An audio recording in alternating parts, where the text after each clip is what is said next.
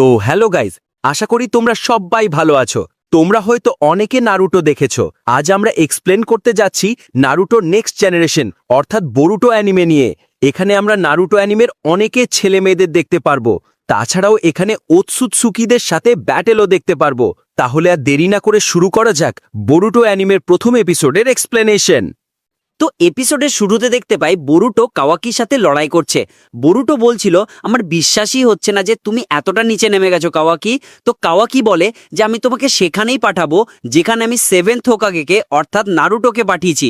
Boruto বলে এটাই কি একমাত্র পথ ছিল? কাওয়াকি বলে হ্যাঁ, শিনোবিদের সময় এখন শেষ। এরপর আমরা দেখতে পাই সম্পূর্ণ কোনোহা ভিলেজ ধ্বংস হয়ে গেছে। তখনই বরুটো নিজের হেডব্যান্ডটা পরে আর বলে আমি এখনো একজন শিনোবি। তারপর দুজনের মধ্যে যুদ্ধ শুরু হয়ে যায়। তারপর আমাদেরকে অতীতের কাহিনী দেখানো হয়, যেখানে বরুটো শিকাদাই অর্থাৎ শিকামারুর ছেলের সাথে দৌড়াতে দৌড়াতে কোথাও যাচ্ছিল। তখন শিকাদাই জিজ্ঞেস করে কি হয়েছে বরুটো, পরিস্থিতি আসলেই কি এতটা খারাপ? বরুটো বলে হ্যাঁ, অনেক খারাপ। ওদিকে হোকাগে অফিসে নারুটো আর শিকামারুকে দেখতে পাই, আর নারুটো এখন হোকাগে হয়ে গেছে। শিকামারু বলছিল যে লর্ড হোকাগে এত দেরি করছেন কেন, তাড়াতাড়ি করুন, না হলে অনুষ্ঠানের জন্য দেরি হয়ে যাবে। নারুটো বলে আমার মনে হয় আজ আমি বাড়ি যেতে পারবো না। এদিকে আমরা বরুটো আর শিকাদাইকে দেখি, যারা লিমিটেড এডিশন বার্গার খাওয়ার জন্য তখন দৌড়চ্ছিল। শিকাদাই বলে তোমার পাগলামিতে আমাকেই সঙ্গ দিতে হয়। শিকাদাই আর বরুটো দুজনেই সেই বার্গারটা খায়, কিন্তু সেটা খুব বেশি ঝাল ছিল। আমরা দেখতে পাই যে কোনোহা ভিলেজ অনেক আধুনিক হয়ে গেছে। এরপর শিকাদাই বলে আমাদের কাল থেকে নিনজা একাডেমিতে যেতে হবে। বরুটো বলে কি বলছো, কাল থেকেই? শিকাদাই বলে হ্যাঁ, আর দেখো বরুটো, এমন কোনো কাজ করবে না যেটা তোমার বাবার সম্মানহানি হয়। তুমি হয়তো জানো না, কিন্তু তোমার মা সবসময় আমাকে বলে তোমার খেয়াল রাখতে। এরপর শিকাদাই ট্রেন থেকে লাফ দেয়। একটু পরে ট্রেনের মালিক চিৎকার করতে শুরু করে যে এই ছেলে, এটা খুব বিপজ্জনক, নিচে নেমে যা, বাঁদর কোথাকার। তখনই বরুটো ট্রেন থেকে নেমে একটা ইলেকট্রিক পোলে দাঁড়ায়। তখন দেখে কিছু ছেলে মিলে একটা ছেলেকে বিরক্ত করছে। তখন বরুটো এসে একটা ছেলের মাথায় জুস ফেলে দেয় আর বলতে থাকে যে দুঃখিত, দেখতে পাইনি। তখন ছেলেগুলো বলে তুমি কি মারামারি করতে চাচ্ছ? বরুটো নিচে নেমে নিজের শ্যাডো ক্লোন জুৎসু ব্যবহার করে তাদের উপর হামলা করতে শুরু করে। এরপর আরো 3 জন আসে। বরুটো ছেলেটিকে নিয়ে পালিয়ে যায়। বরুটো জিজ্ঞেস করে তুমি ঠিক আছো? ছেলেটি বলে না, এখন ওরা আরো বেশি করে আসবে। বরুতো বলে তোমার মন চায় না তাদের শিক্ষা দিতে? ছেলেটি বলে আমি তোমার মতো শক্তিশালী নই, তুমি নিশ্চয়ই নিনজা একাডেমিতে যাও তাই না? বরুতো বলে না, কাল থেকে যাব। ছেলেটি বলে আমারও তো কালকে থেকে শুরু। আমার বাবা বলেছে কোম্পানির দায়িত্ব নিতে হলে আমাকেও নিনজুৎসু শিখতে হবে। বরুতো বলে আচ্ছা, কোন কোম্পানি? ছেলেটি বলে কামিনারি মন কোম্পানি। বরুতো অবাক হয়ে বলে এটা তো এলাকার সবচেয়ে বড় কোম্পানি। তখন বরুতো এক্সাইটেড হয়ে বলে আমি কি নেক্সট গেমের জন্য প্রি অর্ডার করতে পারি? ছেলেটি বলে হ্যাঁ, অবশ্যই। সে খুব বেশি খুশি হয়ে যায় আর জিজ্ঞেস করে যে তুমি কেন নিনজুৎসু শিখতে চাও? সেই ছেলেটি জানায় যে তার বাবার মনে হয় যে নিনজুৎসু শিখলে তার ব্যবসায় খুব বেশি সুবিধা হবে।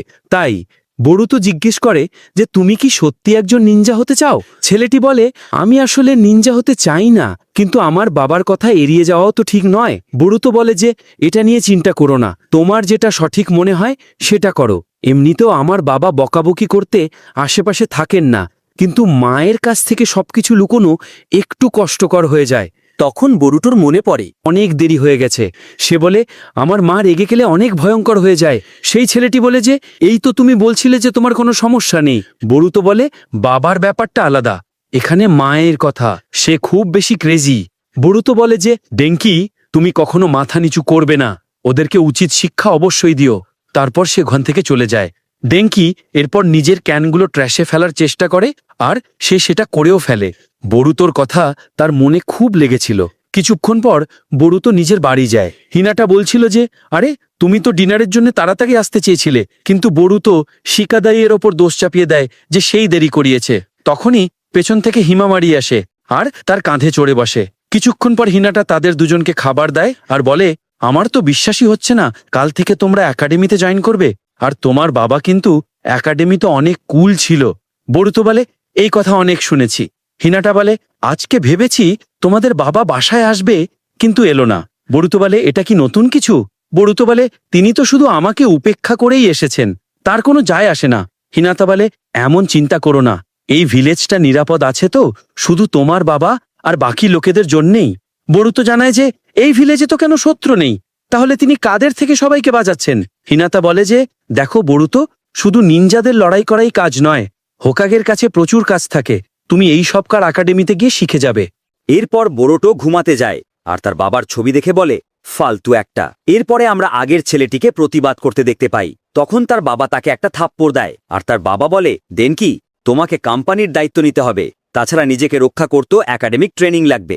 এরপর দেনকি বোরুটোর কথা চিন্তা করে আর বলে তাহলে আমাকে শুধু প্রমাণ করতে হবে যে আমি শক্তিশালী, তাহলেই কি আমি যেটা খুশি সেটা করতে পারবো? তার বাবা বলে হ্যাঁ, যদি শক্তিশালী হও তবে। এরপর দেনকি চলে যাওয়ার সময় তার পিছন থেকে একটি ছায়া এসে তার শরীরে প্রবেশ করে। এরপর দেনকি বলে আমি সবাইকে প্রমাণ করে দেব আমিও শক্তিশালী। এর পরের দিন বোরোটোকে দৌড়াতে দেখা যায়, কারণ সে প্রথম দিন দেরি করে ফেলেছে। বোরোটো বলতে থাকে দেরি করে উঠে ট্রেন দিয়ে স্কুলে যাওয়ার দিন আজ থেকে শুরু। এরপর বোরোটো দেনকিকে দেখতে পায়, কিন্তু বোরোটো তার শরীর থেকে অদ্ভুত চাকরা বেরোতে দেখে। তোমরা আবার বোরোটোর এই চোখটাকে বিয়াকুগান মনে করো না, নামটা পরে জানতে পারবা। এরপর বোরোটো দেখে দেনকি হঠাৎ উধাও হয়ে গেছে। এর পরের সিনে আগের ছেলেগুলোকে দেখা যায়, তাদের দেনকি ডেকেছিল, তাই তারা অপেক্ষা করছে। তারপর তারা একটি খালি ট্রেনে প্রবেশ করার সাথে সাথে ট্রেনের দরজা বন্ধ হয়ে যায়। এরপর ভিতরে ঢুকে দেখা যায় দেনকি বলছে এটা আমাদের কোম্পানির নষ্ট ট্রেন। ছেলেগুলো বলে কি বলছো, আমরা তো শুধু তোমার সাথে মজা করছিলাম। এরপরে দেনকি বলে ওই রাস্তায় যে ট্রেনটা দেখছো সেটাতেও কেউ নেই, খুব তাড়াতাড়ি এই ট্রেন অন্য ট্রেনের সাথে ধাক্কা লাগতে চলেছে, এরপর সবার খেলা শেষ হয়ে যাবে। তখনই উপর থেকেই বরুটো এসে যায় আর বলে যে আমি তোমাকেই দেখছিলাম, আচ্ছা তুমি এন্ট্রান্স সেরেমনিতে যাবে না? দেনকি বলে এখন এটা নিয়ে ভাবার সময় নেই, আমি বাবাকে প্রমাণ করে দেব আমিও শক্তিশালী। তখন বোরোটো ট্রেনটা থামানোর চেষ্টা করে, কিন্তু সে ব্যর্থ হয়। তারপর সে দেনকির কাছে যায় আর তাকে থামানোর জন্য বলে যে সব ভুলে যাও আর নিজের সিদ্ধান্ত নিজে নিজেই নেওয়া শেখো। তখনই দেনকি জ্ঞান ফিরে আসে।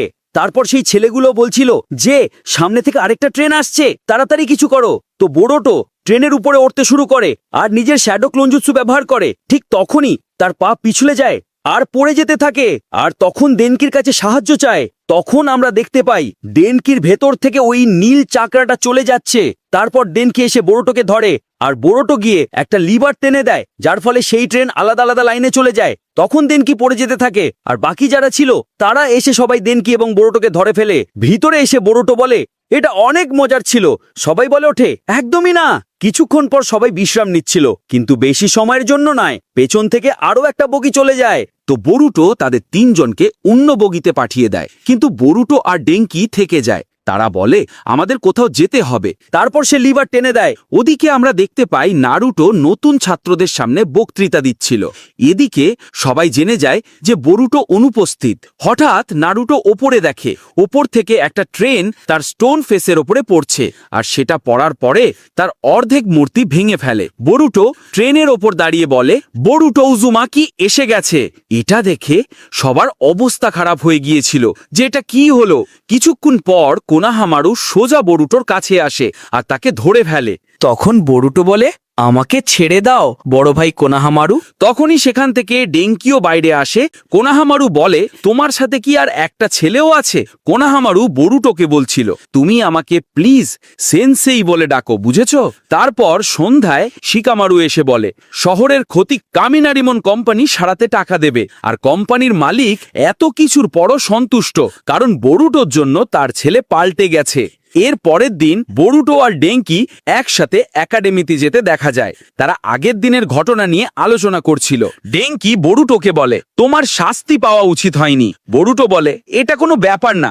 এরপর বরুটো তাকে ছায়াটির কথা বলতে চায়, কিন্তু বলে না। ডেঙ্কি বলে আমি নিনজিৎসু একাডেমিতেই জয়েন করার সিদ্ধান্ত নিয়েছি।